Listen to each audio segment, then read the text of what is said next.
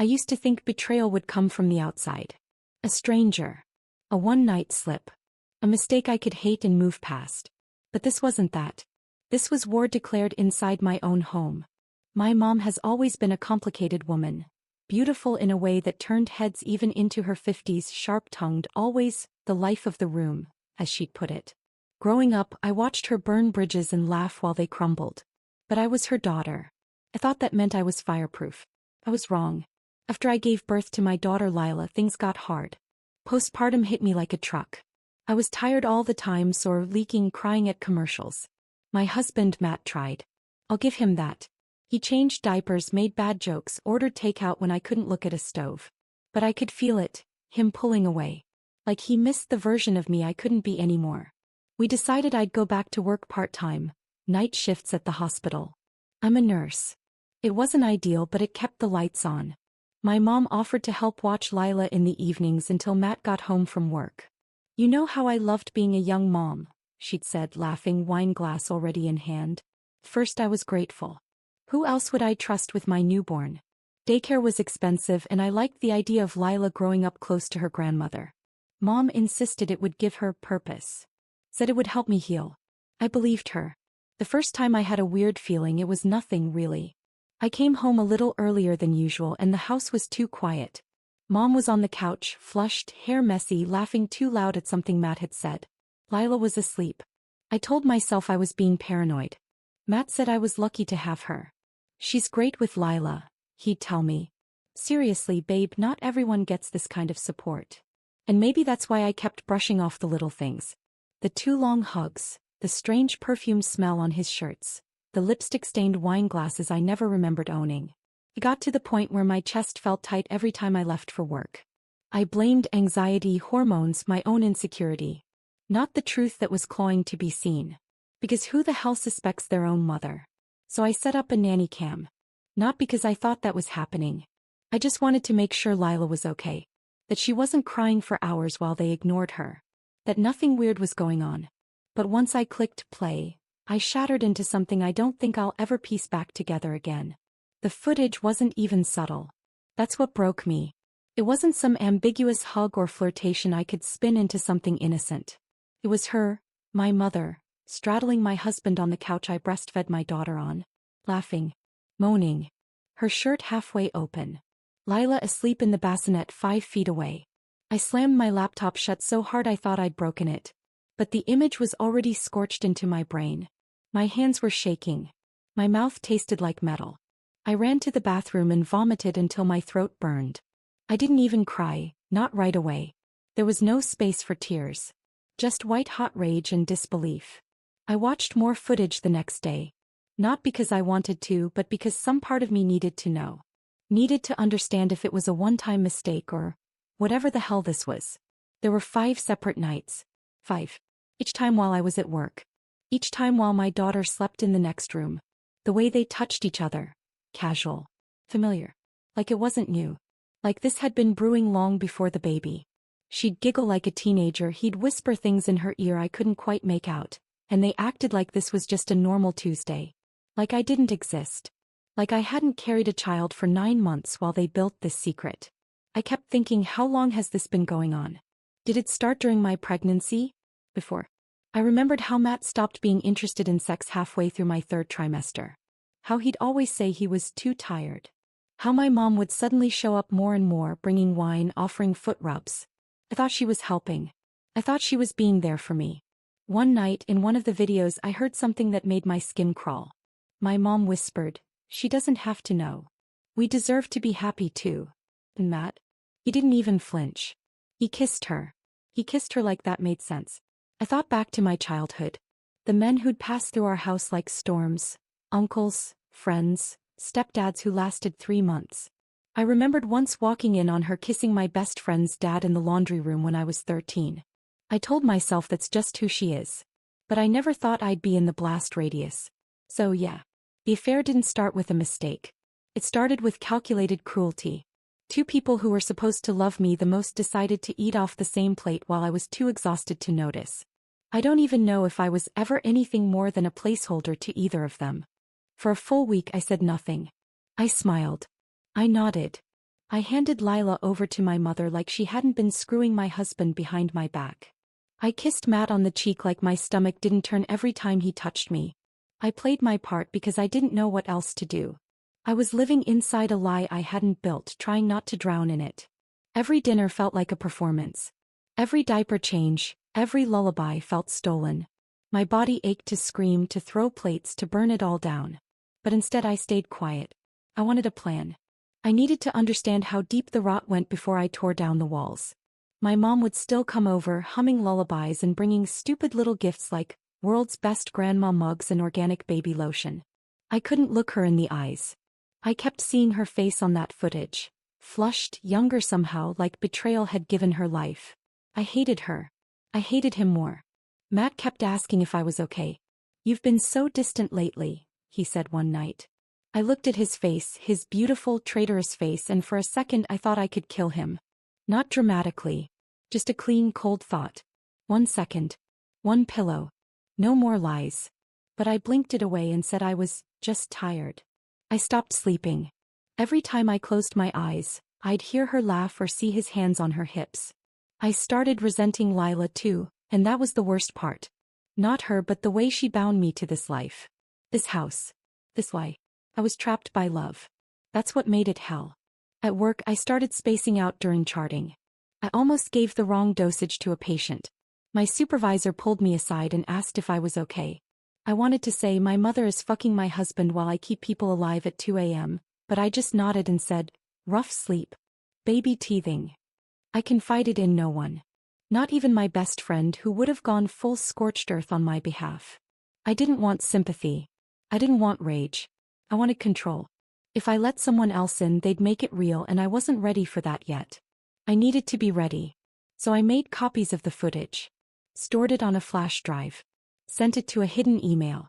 My insurance policy. I didn't know what I'd do with it yet, but I needed to hold on to it. Because if there was going to be a reckoning, I wanted to make sure I didn't walk away with nothing. It happened on a Sunday.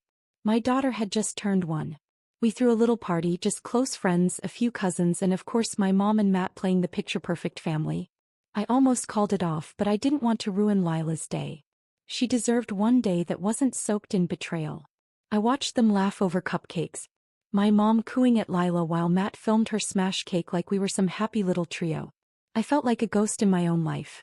No one else knew the truth, but I felt like they could see it on me. Like the disgust was oozing out of my skin. After everyone left, my mom offered to stay and help clean up. Matt took Lila upstairs for a nap. And I snapped. It wasn't a planned confrontation. It just exploded out of me like a dam breaking. I said calmly at first, "How long have you been fucking my husband?" She froze. The plate in her hand slipped and shattered on the floor. I saw the color drain from her face, but it was Matt who came rushing down the stairs, asking what happened. She looked at him, and that's when I knew. She wasn't going to deny it. He started with, "It's not what you think," but I laughed. Laughed so hard I scared myself. I pointed to the drawer where I'd hidden the flash drive. "I've seen it. All of it. Don't you dare insult me with lies now." My hands were shaking, but my voice never cracked. Not once. My mom went full narcissist. "You don't understand how lonely I've been," she started. "We didn't mean for it to happen, and I lost it." I screamed at her to get out of my house. That she was dead to me. That if she ever came near my daughter again, I'd bury her in court.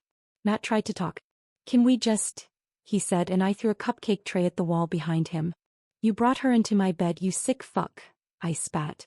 "You did this while our daughter was sleeping downstairs." He stopped talking. Just stood there. Pathetic. Silent. I packed a bag that night and left with Lila. I didn't know where I was going, only that I couldn't sleep under the same roof as either of them. I stayed at a motel. I told the front desk I'd lost my wallet and they let it slide because I had a baby on my hip and eyes like a war widow. And for the first time in months I slept. Word spread faster than I expected. I never told anyone, at least not directly. But my silence was loud. I didn't show up to work for 3 days. My mom's phone calls went straight to voicemail. Matt's text started off pleading, then turned defensive, then silent altogether. I think my disappearance scared them. It was my cousin who finally showed up at the motel. "Your mom's been crying all over Facebook," she said, shoving her phone toward me. There it was, a long self-pitying post about family betrayal and daughters who abandon their mothers. No mention of the affair. Just vague, manipulative martyrdom. I let the post sit for 2 days. Then I uploaded a 3-second clip from the nanny cam. No nudity, just enough to make it clear. Her in his lap. His hand on her thigh. I captioned it, "Since my mother wants to go public, here's some context." Then I turned off my phone. The fallout was nuclear. Her friends were split. Some claimed it had to be fake, others just stopped commenting. Matt's family was horrified. His sister reached out to me in shock and apologized, on behalf of the entire bloodline. I didn't respond. What do you even say to that? My mom emailed me a long rambling apology that somehow still blamed me. She said I pushed her away when I got pregnant. That she connected with Matt over our shared isolation. She called it a mistake born of pain. I forwarded the email to my lawyer. Matt tried harder. Flowers showed up at the motel. Then a letter. Then a message that just said, "I miss my girls." I laughed so hard I cried. Not because I missed him, but because he still didn't understand that he'd destroyed something that couldn't be rebuilt. I took a leave of absence from the hospital. I needed time. Time to think, to breathe, to figure out how to raise my daughter in a world where her grandmother and father had desecrated the concept of home. Every plan I'd made for her future suddenly had a huge, gaping hole in it. I found an apartment. Small, overpriced, but mine. I painted Lila's room lavender and didn't hang a single photo of her dad. My best friend came over with wine and boxes. When I finally told her everything, she just hugged me. "You survived them both," she said. And maybe that was the first time I realized I had. It's been 3 months. 3 months since I left. Since I watched my mother, the woman who raised me, destroy everything with one kiss. 3 months since I stopped pretending I didn't know what my husband was capable of. And I've never felt more broken in my life. I still see Matt sometimes, but it's different now. He's trying to be this version of himself that never existed.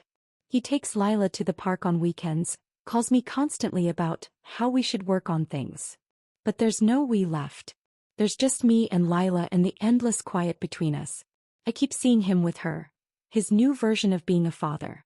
And I feel like an outsider in the story that was supposed to be mine. His texts feel hollow, like I'm being haunted by someone who used to be my world. But now I'm just another ghost he can't get rid of. As for my mom, I haven't seen her. Not once. I didn't even go to her birthday. She sent another email, said she was too heartbroken to talk and needed space. That's fine. I don't need her. I'm better off without her in my life. But every day I still wonder how someone who loved me so deeply could betray me like this. Why didn't she just leave my dad like she always threatened to? The hardest part. I don't know how to tell Lila what happened. She's too young for the ugly details, but I know one day she'll ask. I don't want to poison her with this pain. I want her to feel safe, to believe in love, to never doubt her worth. But how can I teach her that when my own faith in family has been shattered? The thing about betrayal is that it doesn't just end. It doesn't heal. I've tried to move on. I've been out with friends, even started dating a little. Nothing serious, just someone to talk to. But I still can't get the image of Matt kissing my mom out of my head. And I wonder if I'll ever truly be free of it. Some days I'm okay. I'm strong. I make plans for my daughter. I keep moving forward. But then there are nights when I lie awake and wonder if I could have done something different. If I could have caught it earlier, confronted it sooner, saved myself from this. But that's the truth, isn't it? There's no turning back now. I'll never get over it. I'm not sure I want to. But I'll be damned if I let it define me. So here I am, 3 months later, still figuring out how to breathe without suffocating.